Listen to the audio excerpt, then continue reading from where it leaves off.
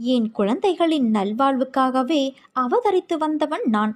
நீயோ நான் தேடி கண்டுபிடித்த புதையல். இந்த புதையலை திரும்பவும் மண்ணில் வீசி எறிய நான் விடமாட்டேன் குழந்தையே. என் குழந்தையான உன்னை கண்ணின் மணியாக பாதுகாப்பேன். நம் வாழ்க்கையில் நிகழும் தருணங்கள் எல்லாம் வெற்றியாகவும் இருப்பது இல்லை, தோல்வியாகவும் இருப்பது இல்லை. வெற்றிகள் நிலைத்து இருப்பது இல்லை, அதே போல தோல்விகளும் நிலைத்து இருப்பது இல்லை. வெற்றி என்றும் சந்தோஷம் தரும், ஆனால் அந்த சந்தோஷம் வாழ்க்கை முழுவதும் கிடைக்கும் என்று எதிர்பார்க்காதே. அதே போல தோல்விகள் கஷ்டத்தை தரும், அதுவும் நிரந்தரமாக வாழ்வில் நிகழ்வது கிடையாது. வெற்றியில் ஆணவத்தை காட்டாதே, அதே போல தோல்வியில் விரக்தியை காட்டாதே. ஏனென்றால் இரண்டுமே வாழ்க்கையல்ல. ஜெயிப்பவர்கள் தோற்பார்கள், தோற்பவர்கள் ஜெயிப்பார்கள். அதிலிருந்து என்ன பாடம் கற்றுக்கொள்கிறாய் என்பதுதான் உண்மையான வாழ்க்கை. அதன் வெற்றி பாதை உனக்கு தெரியும். பாதை தெரிந்தால்தான் சேரும் இடமும் சரியாக அமையும். அதனால் உன் பாதைகளை சீராக்க நீ முயற்சி செய். இன்று என்மேல் கோபம் கொண்டாய்.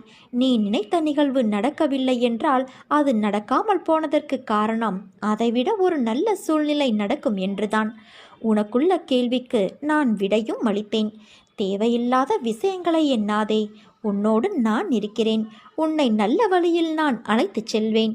இது என்னுடைய சத்திய வாக்கு. என் குழந்தைகள் கோபித்து கொள்ளலாம், ஆனால் நான் உன்னை கோபித்து கொள்ள மாட்டேன். அப்படி நான் கோபம் கொண்டாலும் என் பிள்ளையான உன்னை நல்வழிப்படுத்துவதற்காக மட்டுமே அது இருக்கும். யாருடைய பாவங்கள் எல்லாம் மறக்கப்படுகிறதோ அந்த அதிர்ஷ்டசாலிகளே என்னை வணங்கும் பாக்கியத்தை பெறுவார்கள். யார் ஒருவன் நல்லவனோ கெட்டவனோ அதை நான் பார்ப்பது இல்லை. என்னை நம்பி முழுமையாக சரணடைந்து விட்டவர்களை நான் புறம் தள்ளுவதும் இல்லை. அவர்களுடைய அனைத்து விஷயங்களுக்கும் நான் பொறுப்பேற்கிறேன். அவர்களை காப்பதே என்னுடைய வேலை. அவர்களின் நன்மை தீமை கணக்கை பார்த்து காப்பாற்றும் தன்மையுள்ளவன் அல்ல நான். அதை வேறு ஒருவன் பார்த்து கொள்வான். அதற்கேற்ப பலனும் தருவான். நான் தரும் நன்மைகள் அனைவருக்கும் பொதுவானவை. என் தராசு தட்டுக்கள் யாருக்காகவும் இறங்குவதும் இல்லை, ஏறுவதும் இல்லை.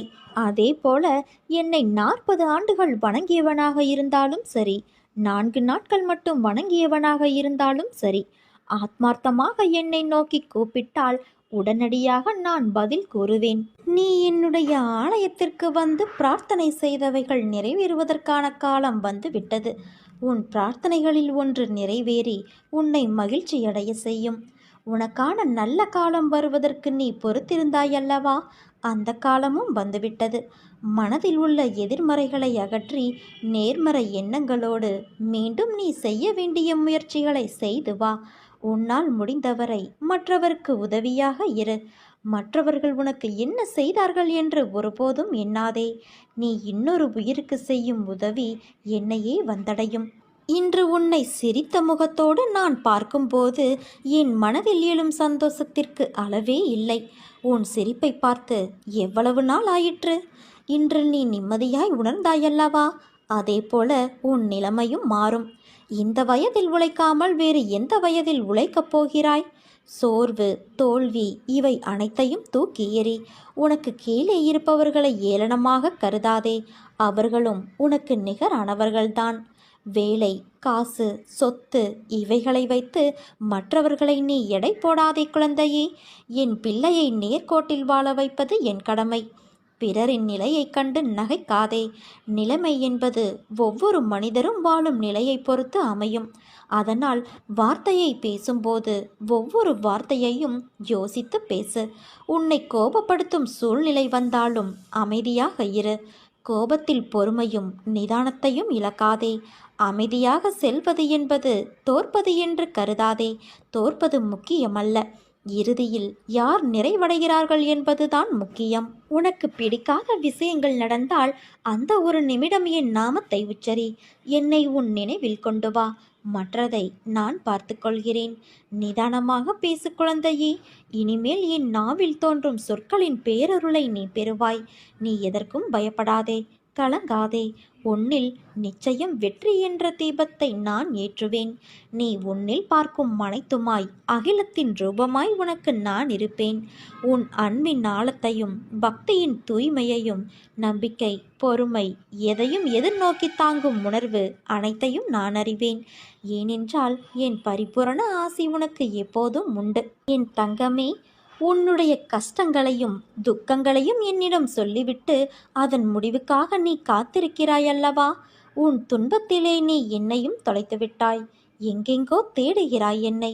உன்னிடமும் உன்னை சுற்றிலும் உனக்கு அருகிலும் உனக்குள்ளேயும் இந்த மரம் செடி கொடிகளிலும் வானிலும் நான் கலந்திருக்கிறேன் என்பதை மறந்துவிட்டாயா? சிறிது நேரம் உன் கண்களை மூடி உன் சுற்றுப்புறத்தையும் மனதையும் அமைதி கொள்ள செய்.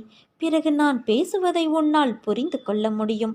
நீ பேசுவதை நான் எப்படி கேட்கிறேனோ அதே போல நான் பேசுவதையும் உன் பிரச்சனைக்கு தீர்வு சொல்வதையும் நிச்சயம் உன்னால் உணர முடியும். நீ என்ன வேண்டினாயோ அதை கொடுக்கத்தான் நான் இப்போது வந்திருக்கின்றேன். என் அன்பு குழந்தையே, புரிந்ததா உனக்கு? உன்னுடைய வேண்டுதல்களை நீ என்னிடம் கேட்டுவிட்டாய். இருந்தாலும் இது நடக்குமா நடக்காதா என்று மனதளவில் குழம்பிக் கொண்டு இருக்கிறாய்தானே?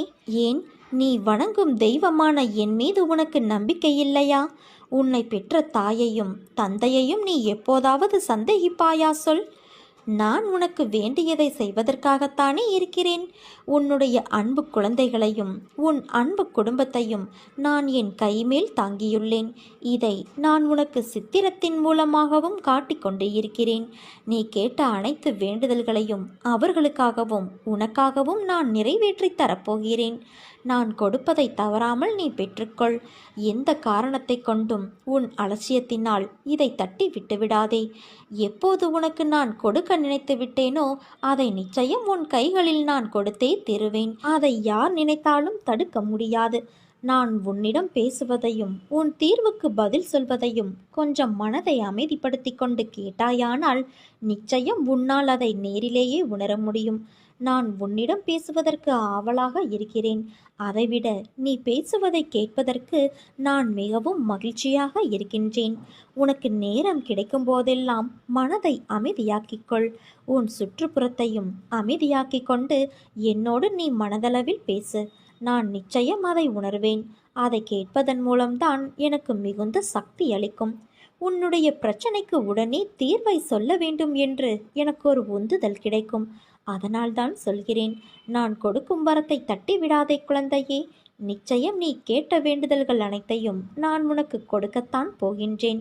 அது அனைத்தும் என்னிடம்தான் பத்திரமாக உள்ளது. எந்த ஒன்றினால் மனம் வருத்தப்படுகிறதோ அதில் நாம் சிறைப்பட்டு உள்ளோம் என்று அர்த்தம். பணம், புகழ், அதிகாரம், உறவு, தொழில் எதுவாக இருக்கட்டும், எதுவும் நமக்கு சிறை இல்லை.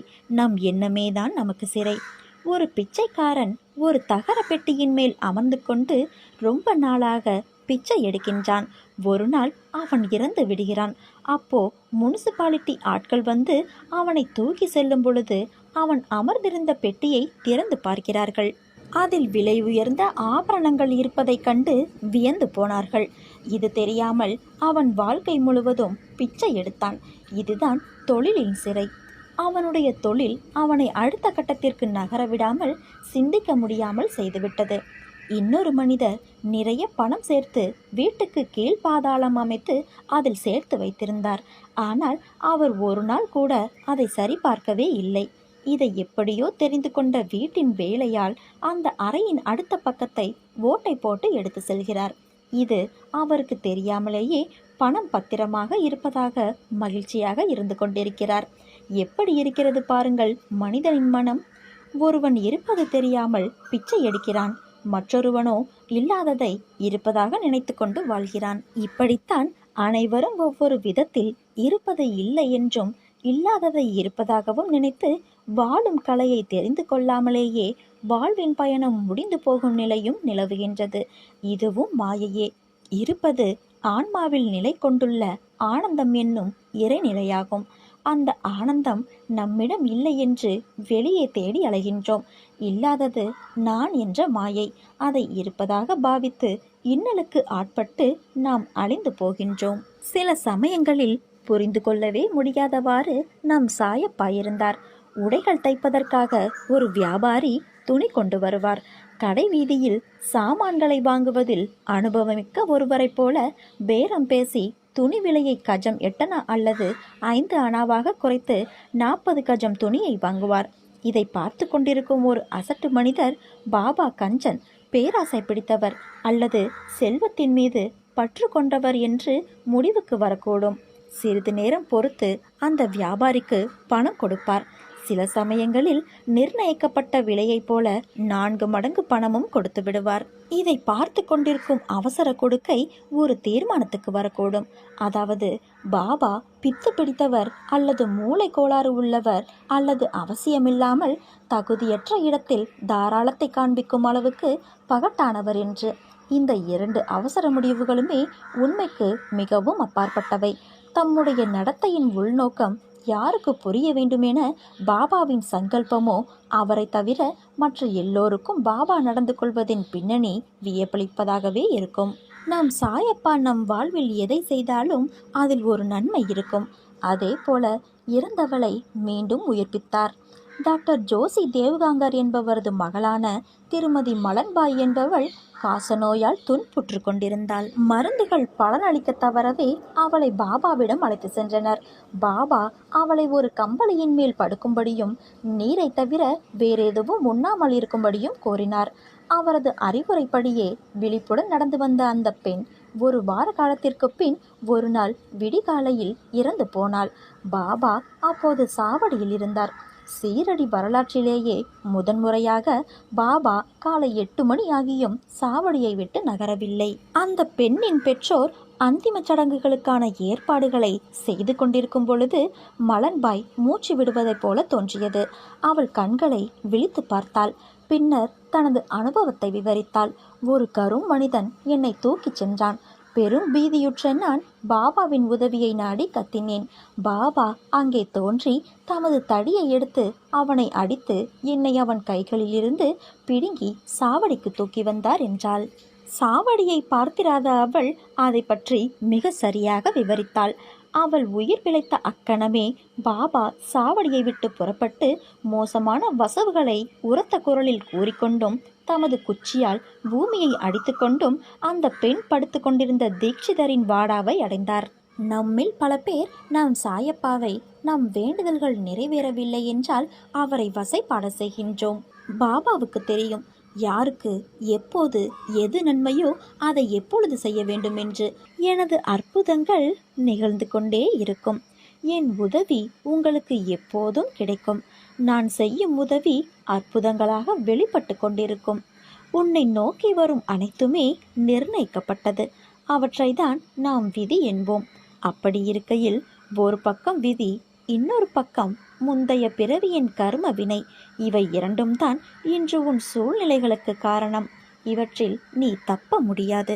ஆனால் உன் வசத்தை நான் கைப்பற்றி உனக்கான அனைத்து இக்கட்டுகளில் இருந்தும் உன்னை நான் காப்பேன்.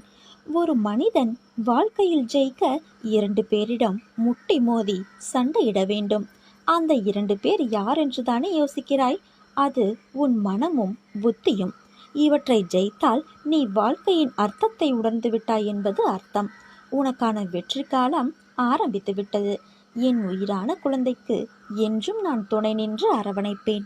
மனதில் உள்ள குழப்பங்களை எண்ணி கவலை வேண்டாம். எல்லாம் சரியாகிவிடும்.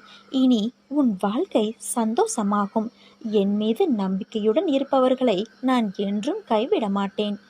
வாழ்க்கையில் நீ அனுபவித்த வேதனை, துயரம் மற்ற எந்த இக்கட்டான நிலையையும் வேறு யாராவது அனுபவித்து கொண்டிருந்தால் அவர்களுக்கு உன்னால் முடிந்த உதவியை செய். தர்மங்களில் தலையாயது உதவி. தேவைப்படுபவர்களுக்கு நீ நிச்சயம் உதவ வேண்டும். அவர்களின் உதவியற்ற நிலைமையை பார்த்து ஏளனம் செய்யாதே, சந்தோஷப்படாதே. யாரேனும் உனக்கு தீமையை செய்தாலும் அதற்கு பழிக்கு பழி வாங்க நினைக்காதே. அவர்களுக்கு நீ ஏதேனும் செய்யும்படி காலம் பணித்தால் உன்னால் இயன்ற நன்மையை செய். நான் உன்னோடு இருக்கும் பொழுது ஏன் அப்படி நடந்துவிடுமோ, இப்படி நடந்துவிட்டால் என்ன செய்வது என்று எந்நேரமும் கவலைப்பட்டு கொண்டே இருக்கிறாய். வருவது வரட்டும். உறுதியாக எப்போதும் நிதானத்துடனும் நம்பிக்கையோடும் செயல்பட்டு பார். அப்போது நீ மிகுந்த பலனை அடைவாய். ஒரு காரியத்தில் ஏமாற்றமோ தோல்வியுற்றாலோ வருந்தாதே. அதில் வெற்றி பெற்ற அனுபவத்தை கொண்டு அடுத்த முயற்சியில் திறம்பட செயல்படு. மீண்டும் மீண்டும் தோல்வியடைந்தால் எங்கு தவறு செய்கிறோம் என ஆராய்ந்து பார். தோல்வியடைந்தால் வாழ்க்கை முடிந்துவிட்டது என்று அர்த்தமில்லை. நீ எதற்காகவும் அஞ்சக்கூடாது. இந்த நிலை மாறி நீ விரும்பும் அனைத்தும் கிடைக்கும்.